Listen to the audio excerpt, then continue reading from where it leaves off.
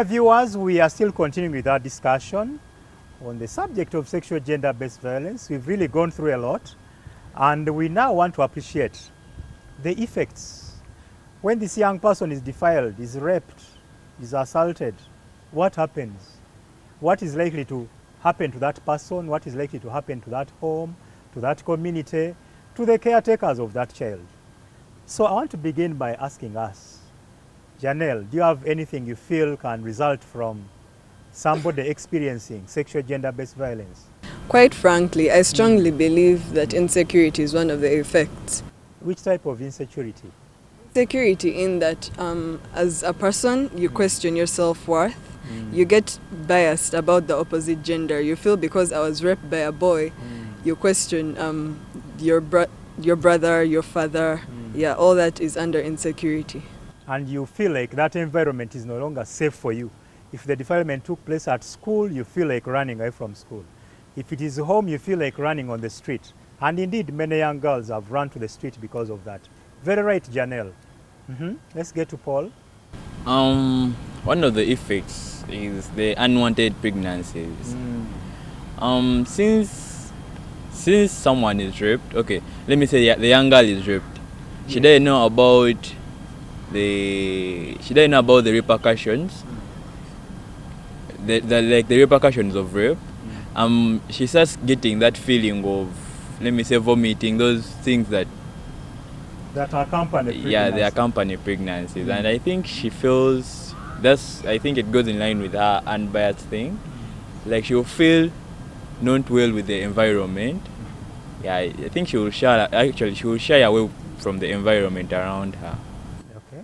Paul, you are very, very right. The issue of unwanted pregnancy, also resulting from teenage pregnancy. And just remind our viewers that our country and the region generally is really struggling with the challenge of teenage pregnancy.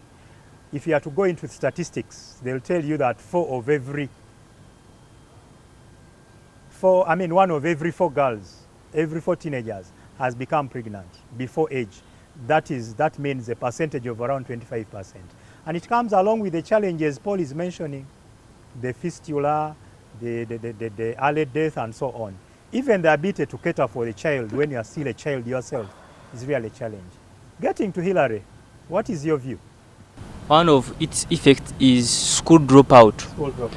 Yes, because if a such thing like defilement, rape happens to a child, he or she will feel humiliated, and such child will be feeling shy to be at school. So I think it can lead to school dropout. It can cause school dropout. And indeed it has caused a lot of the school dropout. Because this teacher beats this girl refused to engage in a relationship, the girl also feels fed up and leaves school, and sometimes may not even explain. Finally, Tierra. I think another effect is infections of sexually transmitted diseases, which include HIV. A girl is raped by an unknown man. Sure. The guy is infected, then later when you fall sick, you don't know why you're falling sick, but you're not pregnant, or even maybe pregnant, yet you're infected with HIV/AIDS. And some people do not have like the necessities to take care of themselves when they have these infections. So maybe they even end up dying or even infecting other people. Sure, Tierra is very right. The possibility of infection is very high. She mentions HIV, but there are quite many others, including gonorrhea, including candida, including syphilis. The list is very long. So we really need to watch out for those challenges by avoiding gender-based violence. But generally, the idea of gender-based violence in our community, especially to our children, really spoils the child's opportunities of growing up as a child. It limits her chances of even continuing in school. She may fail to complete. Our young people have so many career dreams, but when you are defiled early and then you become pregnant early, you are then pushed out of school early, then you'll never become the lawyer you want to be. Then one will never become the nurse or the doctor that he wants to be. But it also undermines the psychological well-being of the child. a child is living on tension all the time. He's living in fear. He stops trusting all adults. If the defiler was an adult, then this child will stop trusting all the adults. But also the issue of physical injury, we mentioned earlier. When these forms of sexual abuse happen, certainly there is injury, and therefore there are cases of medication and so on and so forth. But most hurtingly, humiliation and the stigma that follows. That girl was raped, that girl was defiled. So the community is looking at you as the problem, yet it is not the child who actually caused the problem, but also the challenge of wasted resources, single motherhood, family conflicts, and so on and so forth. Thank you so much. Myra wants to add something. Yes, please. Maybe to just agree with all of you that these are effects that are happening in the community, and we found that some of these young people end up even in suicidal kind of thoughts, and maybe even finally commit suicide because so they what can't. services could they need therefore? I think first of all, any survivor of sexual and gender-based violence needs to seek medical services, and they should get emergency contraceptives. This is to ensure that they do not conceive a child of that rapist or that perpetrator that has forcefully engaged with them in a sexual activity. But above all, they need to get post-exposure prophylaxis, and that is basically against HIV.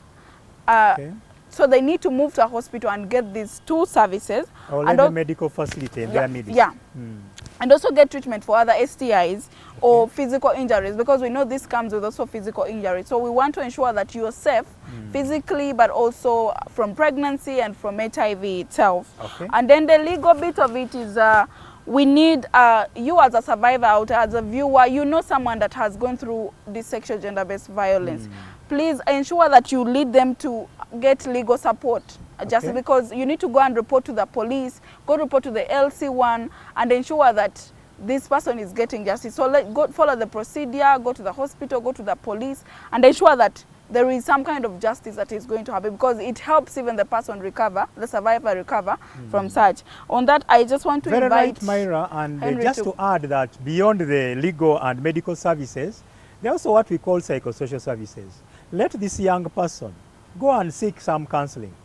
But also the people around the young person who has been defiled and raped are also going through some kind of trauma on their own. So the entire system needs to really look for professional counselors to really bring some comfort to them. But also provision of security to this girl who is defiled, this girl who is raped. Remember, the rapist is already looking for ways of avoiding evidence, and it is very likely that he may come for the victim. But as we really try to look towards winding up this discussion on sexual gender-based violence, could we say government is quiet? Isn't government doing anything? I want to inform our dear viewers that government is doing a lot.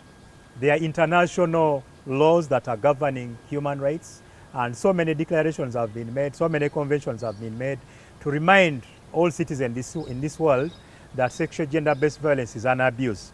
But coming down to government of Uganda, we've had pro bono services being provided to victims of rape and victims of defilement. We've had bylaws formed by local governments to guard against those issues of defilement and rape and so on.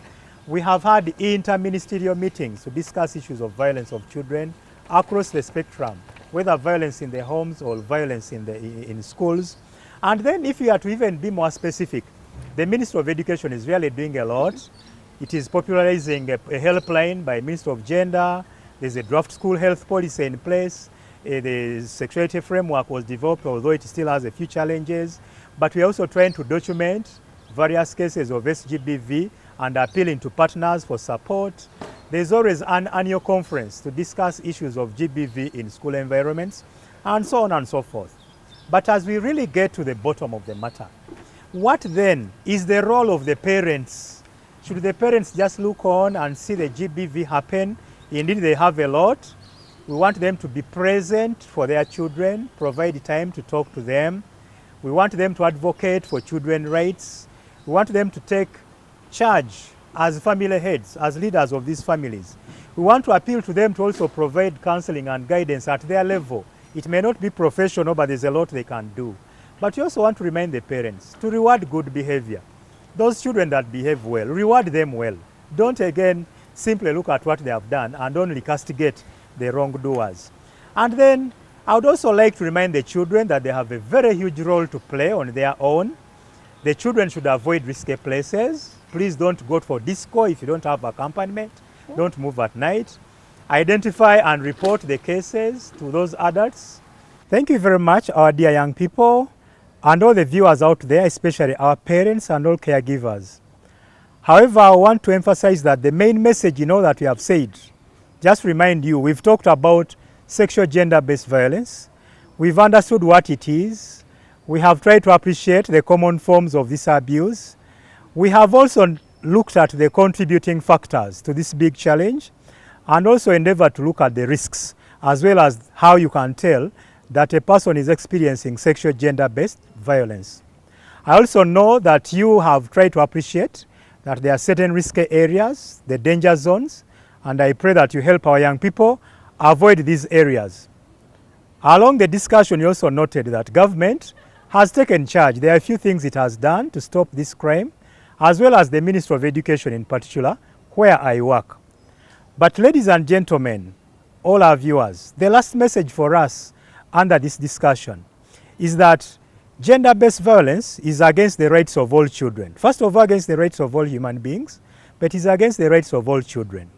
So whoever does it is abusing children's rights. 2, gender-based violence is a huge problem in communities. In this lockdown, hardly is there any village that hasn't experienced this. You hear wife A battered, husband C battered, and so on. But I also like to inform you, dear viewers, that GBV has serious consequences, not only to those to whom it happens, especially the children, but also to those who take care of them, because they also remain traumatized. So it is wrong, and silence against it is very dangerous. Let all of us make an effort in our own way to ensure that we fight this very bad happening of sexual gender-based violence. Children, I need to remind you, much as most of the violence happens to you, you are also responsible. Make sure you safeguard yourselves, you report as we earlier indicated, and finally, ladies and gentlemen, there are laws and policies and mechanisms to address the challenges related to gender-based violence. And if me and you and all stakeholders, right from our parents, community leaders, religious leaders, and everyone play our part, we shall cease to see cases of gender-based violence in our communities. Thank you very much. Thank you for watching.